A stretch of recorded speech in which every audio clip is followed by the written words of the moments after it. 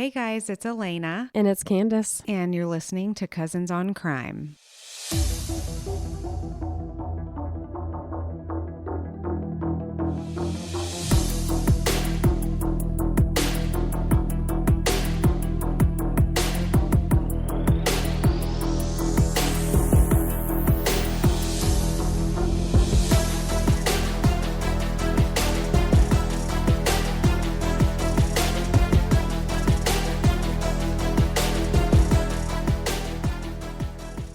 So, how you doing? I'm good. How are you? That was beautiful. Thank you. I'm good. I am recovered from the Thanksgiving festivities. Oh, yeah. It was a long, 4 days? I had 4 days off of work. Yeah. And it was nice to not have to work, but, you know, family time and cooking and Yes. the Black Friday shopping. I haven't I gone in a know. long time. Same. But, yeah. Me either. Y'all had me peeling myself out of bed at stupid a.m. o'clock. Yeah. And that was ridiculous. Well, I do appreciate that you got yourself up and whatever. Dressed. I walked past your car when I was going into Kohl's and I was like, I'm going to slash her tires.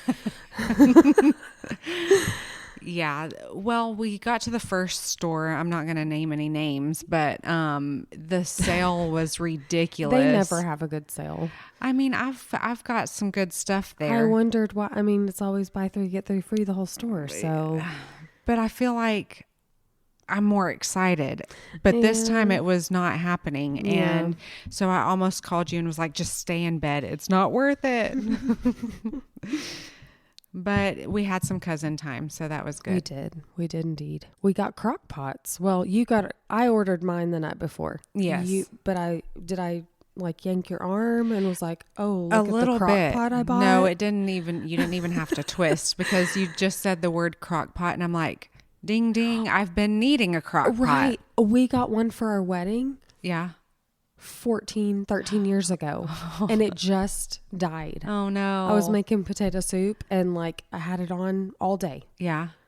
I cracked that thing open, to check on it. The potatoes weren't even, like they were barely even soft. And I was like, oh no. That is so disappointing. Oh no. It's finally kicked the bucket. So we had to throw it away and get a new one. Have you used your new one yet? No, it hasn't come yet. Oh.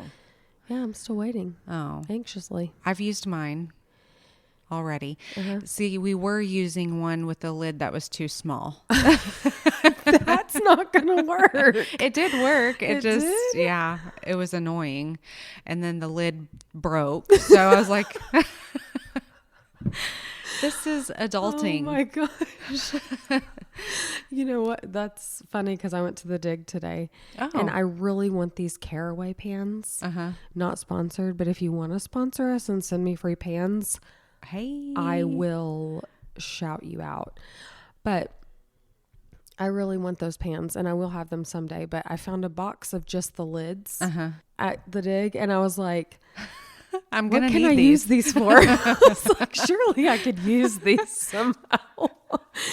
And I was like, oh my gosh, next level. Because some of my pans don't have lids. Oh. Because I got them at like Goodwill or, an estate sale or whatever.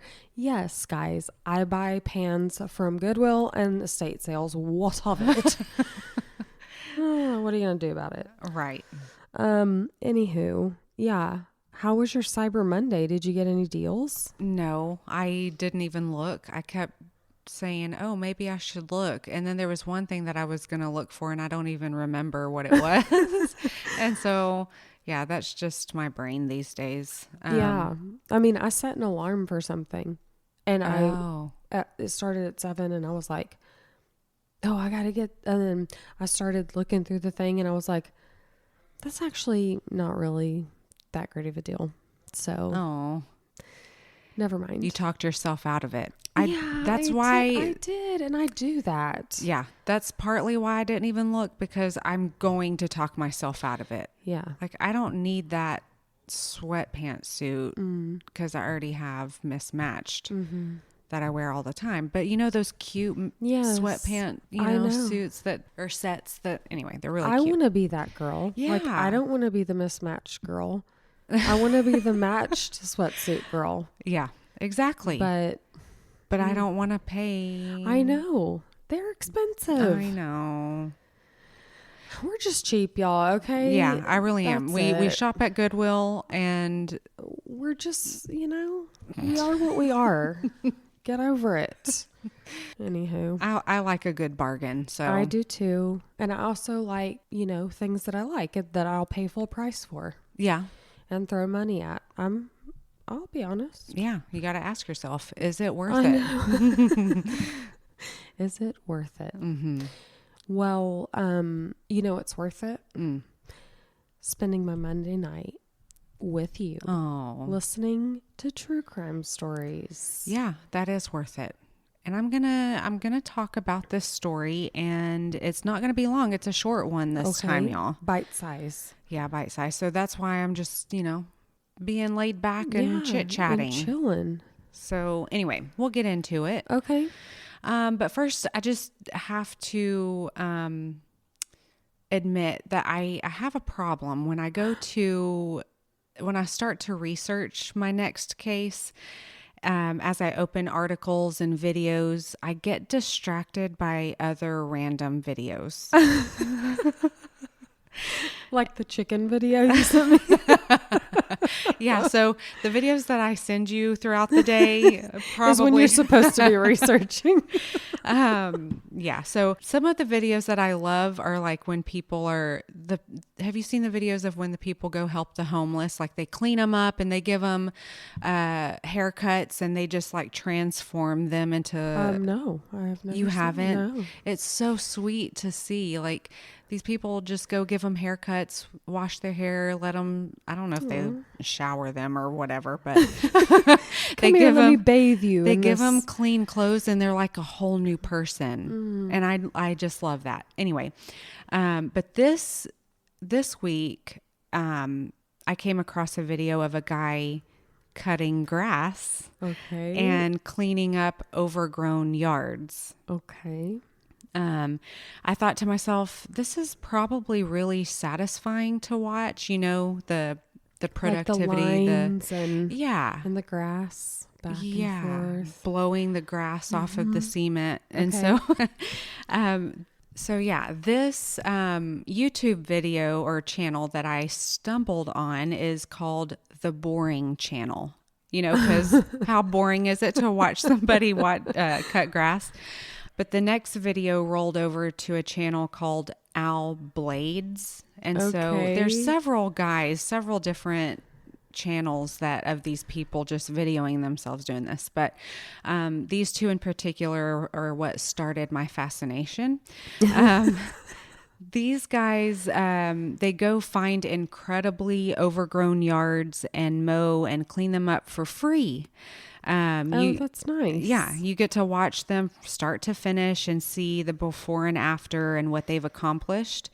Some of these yards that they mow are abandoned, but most of them belong to like elderly people that can't get out and mow, and they can't really even pay people to do it. Yeah, so it's like really beautiful seeing how touched and blessed they are by this act of kindness. So yeah, y'all should go check them out if you like that kind of thing. Even if you don't, go check them out. Yeah. They do take donations as well, so you can help them help others. Yeah. So that's just a little plug for them. Yeah. Anyway, in the midst of watching these videos, there's a reason I'm telling you about that.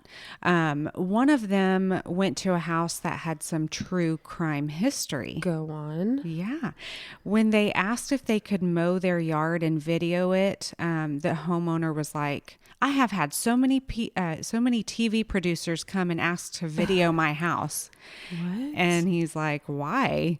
And so she explained that the previous owner was a doctor and was killed by his wife. Oh.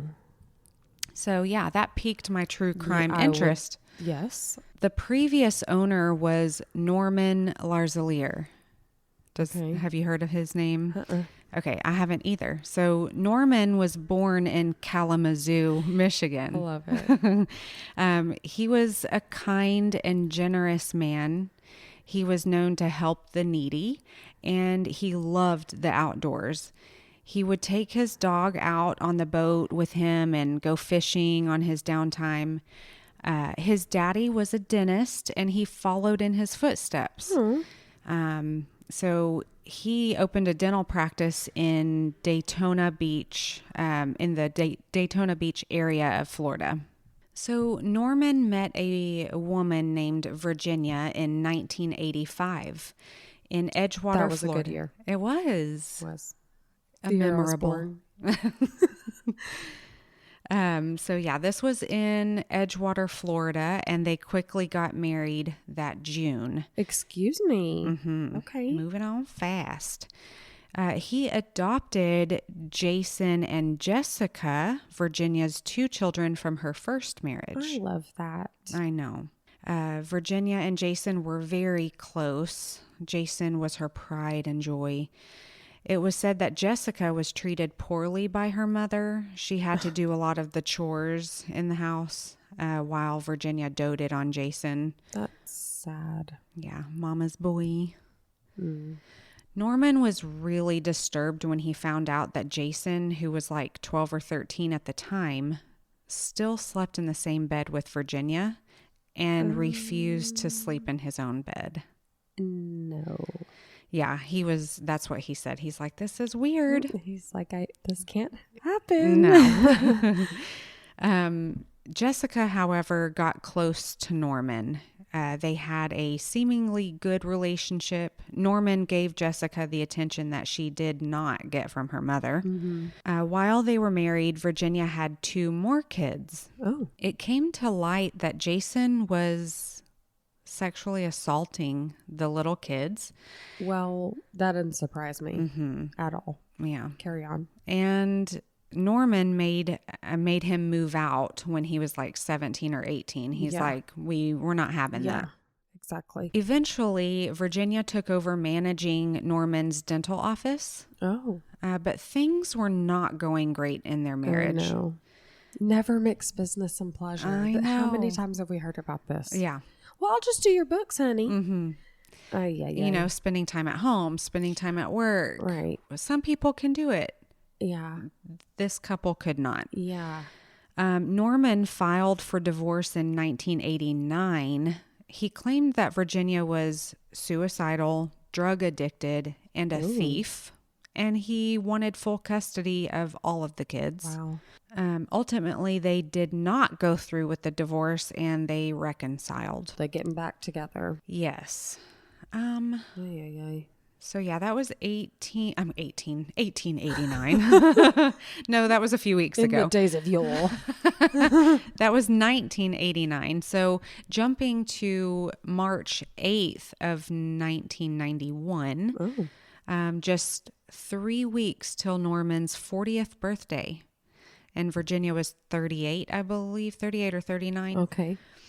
It was another day at the office. Dr. Larzelere was there, finishing up his lunch at his desk. Also at the office was a patient, a dental assistant, and Virginia. At 1 p.m., a masked man rushed into the dental office with a shotgun. When the masked man ran in, Norman ran, but he couldn't get away in time. Oh, no. The man shot Norman in the chest and ran away. Oh. The witnesses in the office told detectives that just before Norman was shot, he said, "Jason, is that you?" What? And it was also said that Virginia knelt down beside Norman and kissed him as she cried in hysterics and then called 911. It took about 2 months to get an arrest in this case.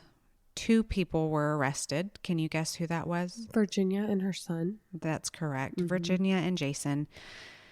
Prosecutors alleged that Virginia was the mastermind and ordered Jason to kill Norman, and they would walk away with the insurance money. Shortly after the murder, a witness came to detectives and said that on the night before the murder, Virginia had Jason go to their storage unit and obtain Norman's will. and life insurance policies. This always, what are they thinking? You know what? Before we do this tomorrow, we got to get our ducks in a row. Let's leave a paper trail. Right. Oh, my Lord. No one will suspect a thing. Yeah. So come on. now why would she need those documents the day before? Ay, Dios mío. Yeah. What a coincidence. So the insurance policies was like valued at $2.1 million. Wow. After all, she did take out 7 separate life insurance policies on Norman. 7? 7. Wow. That's not suspicious either. And it was a total of 7 throughout their 5 or 6 years together. Okay. And in the last 6 months before the murder, she doubled the amount payable from $1 million to $2 million. Wow. Another coincidence. Oh, wow. No red flags there. Additionally, Virginia filed a fraudulent will designating her as the sole heir to the estate shortly after the murder. The will was submitted on the same day that one of the biggest insurance policies went into effect. Oh, She's like, God. I'm getting it all. Wow. It also came to light that when Virginia became the office manager, she was processing the billing for the office. She was filing claims for procedures that were never actually performed. Oh my gosh. Someone else did this in another story. Really? Oh. How dumb. Yeah. I feel like this happens all the time. Well, it's easy to do. Exactly. It's very easy to do, especially if you did it just a few different times. Yeah. No one will notice. Nobody will notice. Yeah, but... And they didn't for a while, I'm sure. Yeah. I mean, they did come on to her, but so she was doing that. She was charging excessive amounts for procedures that were completed. She didn't file taxes for the business. Wow. She would write scripts for medication that Jason would sell. Oh, wow. So, yeah, the Department of Professional Regulation noticed this activity and started investigating. Yeah, I'll say. Virginia was very flirty with patients at the office, which caused arguments with Norman.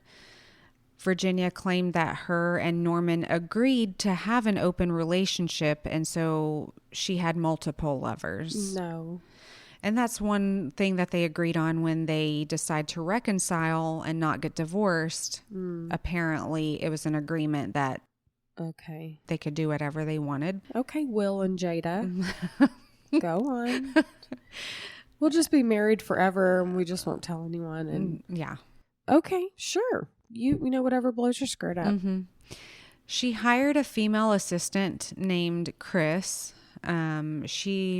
Chris would help with the duties at the office, kind of like a receptionist. She moved into the Larzelere home and helped with the kids. Oh, okay. Chris told investigators that when she moved into the home, she noticed that Jason would come over when Norman wasn't home. She saw Virginia and Jason kiss. No, stop it. Stop, Lena. No, I won't have it. Yeah. It was in a way that moms should not kiss their sons. Nasty. I need a shower. I know. The two of them would go into the bedroom and shut the door. No. Stop it. I know. I don't even want to talk about it. Oh. But you have to understand. She's like, you're going to listen to me. Yeah, she thought it to be very odd and disturbing. She's like, I'm going to go the other way. That's not okay. At one point when Jason moved out, he got a roommate named Stephen Heidel. They became sexually involved for a short time. Like they did some stuff and then were like, ended it, I guess. Okay. Stephen and the assistant Chris eventually testified that after the murder, Virginia had complained to Jason that he was 30 minutes late to the dental office to do the murder. Okay. If he would have shown up at 12:30, the dental assistant and the patient would not have been there to witness. Well, punctuality is important. Yeah. So I guess he didn't understand that. So they watched Virginia and Jason reenact the murder, Stephen and Chris, several times. Virginia would play the victim and Jason would play the gunman. Why? Yeah, it just keeps getting more disturbing. Why? Because No, they're but really, why? they're evil. That's such a gross relationship. When you said he still slept in his mom's bed, I thought this is going nowhere. Yeah. Good. No, you're exactly right. Ugh. They witnessed Virginia telling Jason, "Don't worry, you'll get your $200,000 for taking care of business." All right. So Stephen Heidel said that Virginia ordered himself and Chris to clean the weapons, which were a .45 handgun and a shotgun, with muriatic acid and put it in concrete and dispose of it. Right. He had thrown it in a creek. And so he led detectives to the exact location to the gun where he dropped it in. Stephen and Chris both testified that they mixed the concrete at Virginia's house. The shotgun was recovered from the creek, but no conclusive determination was made as to whether it was the weapon used in the murder, though. Also coming out in trial, Virginia had offered at least 2 of her ex-lovers, along with one of their friends, money to murder Norman, and they declined. Again, who are these people that ask multiple people? Yeah. To kill someone for them, and then they go do it another way. Right. Well, she was a very promiscuous woman, and she just thought, "Oh, I'm currently in bed with you." Yeah. So a big manipulator. Is a safe space. Yeah. Ew. I mean, she thinks she can talk herself out of anything. Yeah.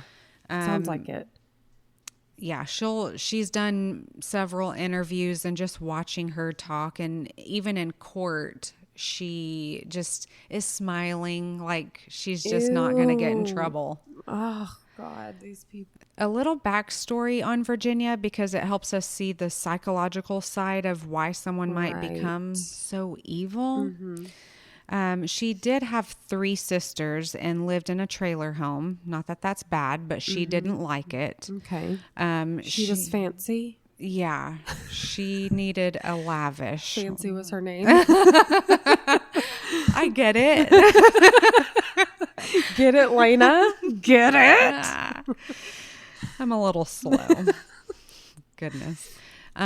She learned sexuality early on due to being abused as a child by her alcoholic father. This was around age 5 to 13.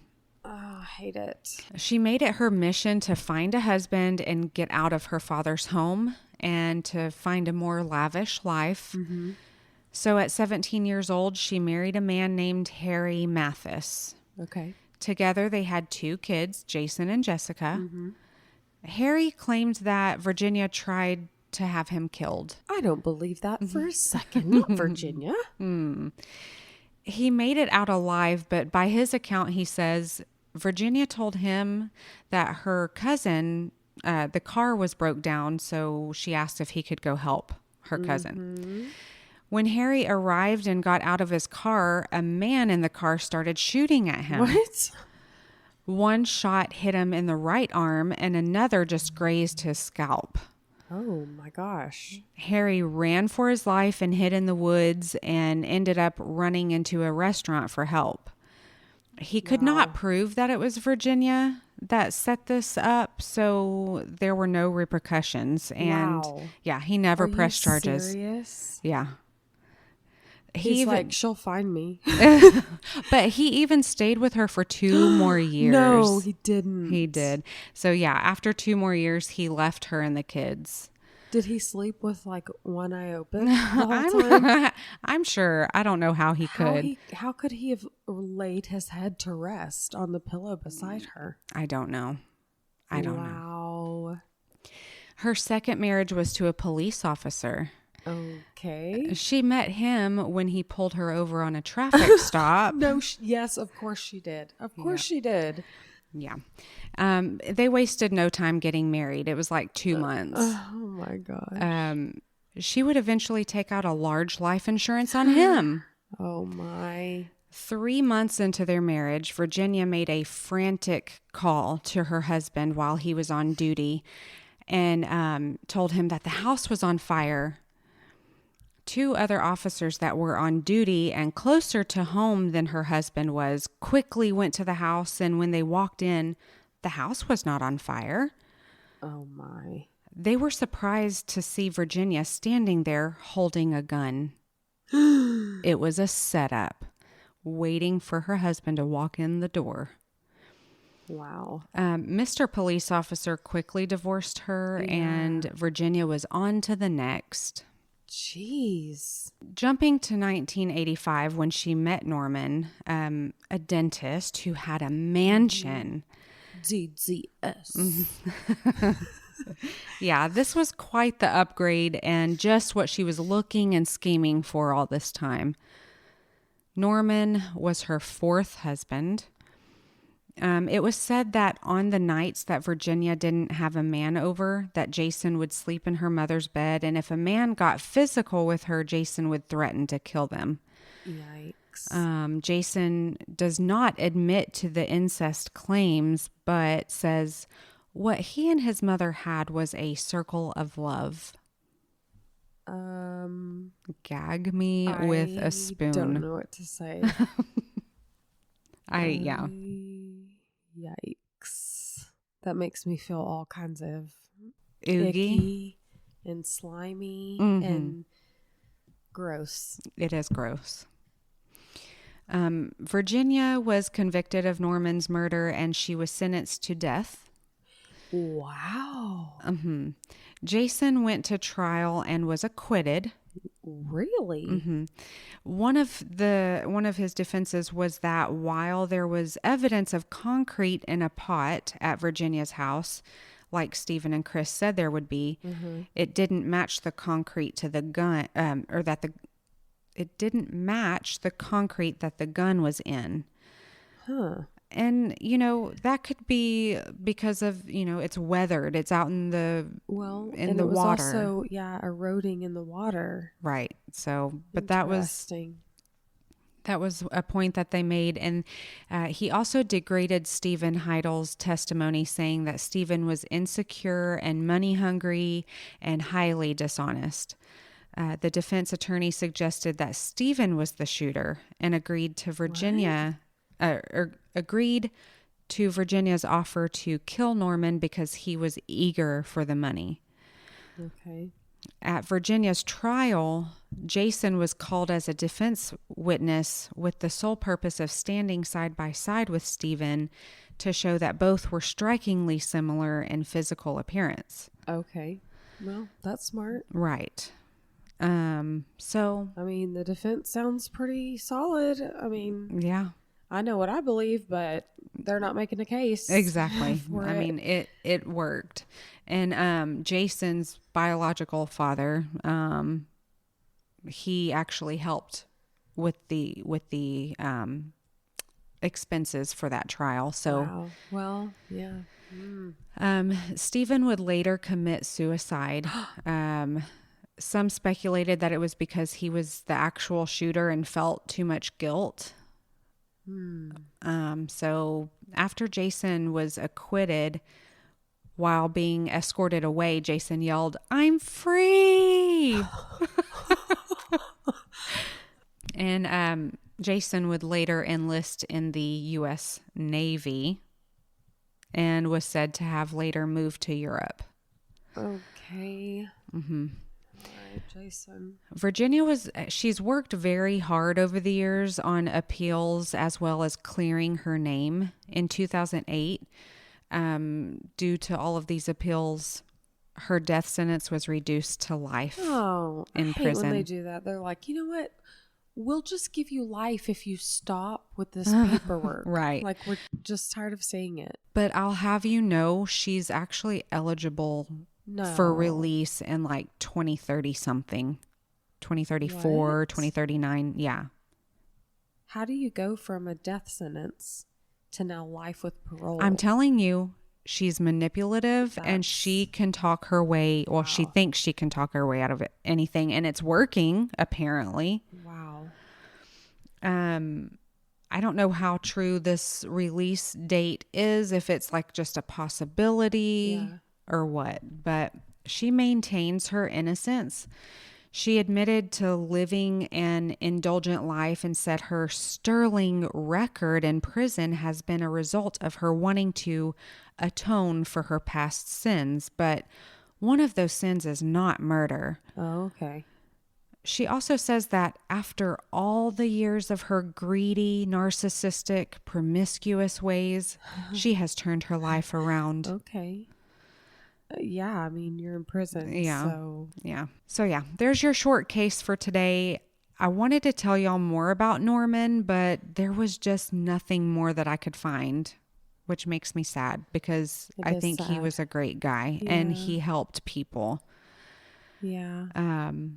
They need to haul all of her ex-husband's booties in that parole meeting if it happens, and they can each say, yeah, she tried to have me killed. Yeah, she tried to have me killed. Yeah, I was shot in the shoulder and, you know. Exactly. Like, she's a dangerous woman. And she flew under the radar. She just, like, kept moving on. Yeah. Nobody said anything, did anything. Yeah, and it was a case of, like, escalation. Yeah. Like, she tried. Yeah. And then she did it. Yeah. And she would have just kept doing it. I mean, she probably, if she would have gotten away with it, she would have found another man and done the same thing. Oh, absolutely. How many times do we hear like a man has like a wife who drowns in the bathtub and then we've done that case before.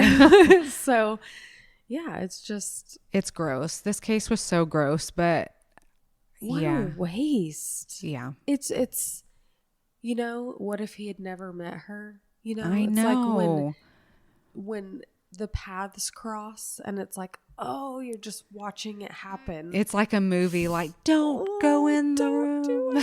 Don't do it. Wow. Yeah. Rest in peace, Norman. Yeah. And just an FYI, Hillary Burton Morgan, she did an episode on True Crime Story. Have you seen her series? I haven't watched it because I don't think I have that channel.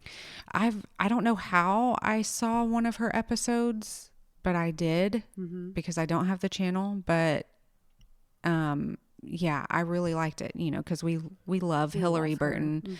But yeah, she did his case on True Crime Story, and I just came across it before you came over here, so I didn't watch it. I didn't try to find it somewhere, but anyway, I bet that's very interesting because she walks through the whole scene that where they lived and how it happened. So that might be interesting to watch.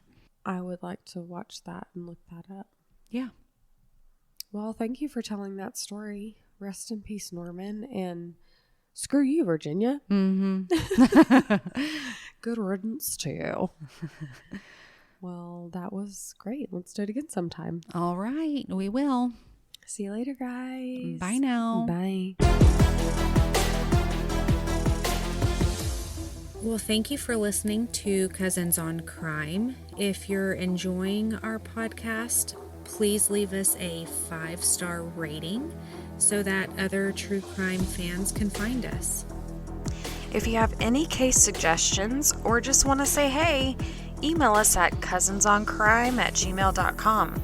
And be sure to follow us on Instagram, where we post case photos and information at Cousins on Crime Podcast.